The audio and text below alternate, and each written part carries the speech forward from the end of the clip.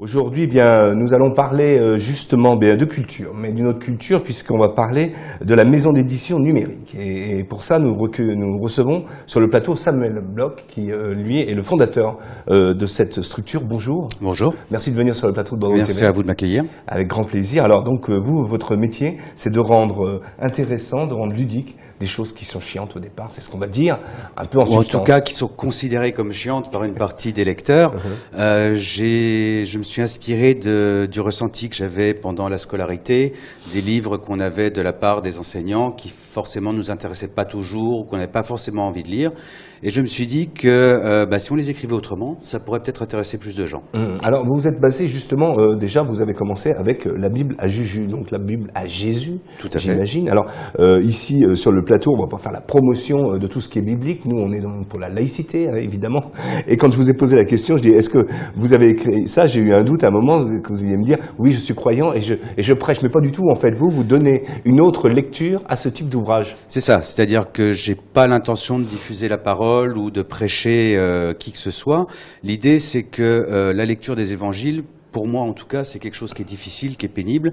Et je me suis dit que ça reste quand même une histoire intéressante, l'histoire de cet homme qui, il y a 2000 ans, a rameuté des foules et dont on parle encore aujourd'hui.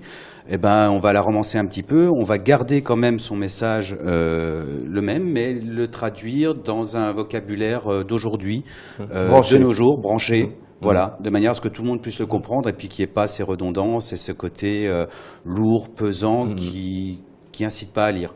Alors, on va prendre un exemple, par exemple. Est-ce que vous pouvez nous lire un petit texte, justement, que vous avez remanié? Alors, une partie du texte qui a été remaniée, c'est la prière que Jésus enseigne à ses apôtres. C'est le fameux Notre Père. Donc, ça donne quelque chose comme ça. Ô mon dab à nous, celui qui est dans le ciel, ton blase reste protégé. Ramène ton cul sur le trône, que tes ordres soient exécutés. Partout, par terre et parmi les nuages, file-nous aujourd'hui la ration de kebab pour scaler le bide, efface nos ardoises comme on efface celles de nos débiteurs, et sois cool, ne nous donne pas l'envie comme la télé et la pub, mais fais que ça nous lâche la grabe. Merci.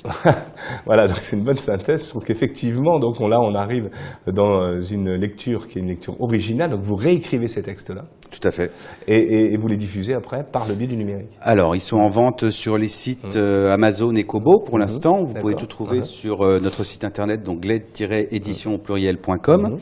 On va continuer à les diffuser, on va préparer d'autres ouvrages. Là, en préparation, je travaille sur le CID et j'aimerais bien sortir Don Juan pour la Saint-Valentin 2017. C'est des bonnes idées. Alors, juste pour revenir un petit peu à votre parcours, donc au départ, vous êtes serveur et comédien, c'est ça? D'abord comédien, puis ensuite serveur. J'ai essayé de percer dans le théâtre sans grand succès, en tout cas, mais j'ai appris beaucoup de choses en tant que comédien, metteur en scène, écrivain. Et puis après, la restauration, ça a été le job qui m'a nourri pendant des années et dont je ne regrette rien, quoi. C'était vraiment une expérience extraordinaire. D'accord. Et donc, l'idée alors de faire ça, comment c'est venu? C'est un ami qui m'a donné un manuscrit que son père avait écrit. Il avait réécrit les évangiles en argot, un argot des années 60-70, et on voulait dépoussiérer ce manuscrit. Donc j'ai commencé à travailler dessus sur l'écriture, en partenariat avec cet ami. Puis de fil en aiguille, l'idée est venue qu'on avait une ligne éditoriale. On avait quelque chose à faire au-delà d'un simple livre. Donc, on s'est dit, pourquoi pas le publier nous-mêmes et pourquoi pas faire la même chose avec toute la littérature classique, libre de droit, qu'on peut trouver. Et cette idée est venue, donc j'ai monté le projet de société, je me suis renseigné sur Bordeaux, il y a l'association Pajda qui m'a aidé, il y a Éclat, donc du Conseil régional d'Aquitaine qui est derrière moi aussi, et ça démarre doucement mais sûrement, et voilà, j'espère que ça va bien marcher. Je trouve ça très très original en tout cas, comme concept. Si ça se trouve avant les écritures qu'on voit dans la Bible, etc., ou c'était écrit comme ça se trouve? C'est possible, ça serait drôle. Et je tiens à rester fidèle au texte. Vous trouverez dans les versions numériques aussi tout un lien d'hypertexte. C'est pour ça que je reste sur la version numérique, qui vont ramener d'une part au texte original et qui vont ensuite envoyer le lecteur vers des petites vidéos ou des définitions qui vont agrémenter le texte de manière ludique et instructive. D'accord. L'instruction est importante aussi. Je rappelle votre site internet? gled-édition au pluriel.com. Ok. Donc on peut vous retrouver sur ce site-là. Alors juste pour sur la page Facebook, bien sûr. Sur la page Facebook, évidemment. Autrement, les projets que vous avez prochainement, c'est quoi? Alors c'est le site, vous disiez? Alors le site, je suis en train de travailler dessus. J'aimerais bien le sortir pour cet automne. Je pense début octobre serait envisageable. Je prépare quelque chose pour le 18 juin. Donc je vous réserve la surprise, ça sera en tout cas sur le site internet ou la page Facebook et peut-être dans les médias. Et puis derrière, je pense que je vais travailler sur Don Juan pour la Saint-Valentin 2017. Après, plus la maison va grandir, plus on va pouvoir travailler avec d'autres collaborateurs et enrichir de contenu, de nouvelles œuvres, etc., etc. Très intéressant, en plus c'est inépuisable. Mais c'est complètement, c'est inépuisable et ça reste instructif. C'est ça que moi j'ai découvert les évangiles comme ça. Je les avais jamais lus avant et le fait de travailler sur cette œuvre-là, de les réécrire, m'a forcé à lire les 4 évangiles, de comprendre qui étaient les apôtres, qui était Jésus, ce qui s'était passé, quel était le message, etc. Et tout ce qui va avec. Et le Cid, pareil, je vais me plonger dedans, dans l'histoire de Corneille, dans l'histoire du Cid, de quoi ça parle. Approfondir. Ouais. Ça permet de découvrir et après, si on a envie, on peut approfondir. Voilà. La Bible à Juju, entre autres, hein. Donc c'est rigolo, il y a même le chapelet qui va avec, hein. Et puis même, vous allez aussi sur le miroir d'eau, donc habillé en Jésus-Christ pour faire de la pub. Complètement, vous retrouverez les photos et la vidéo sur le site internet.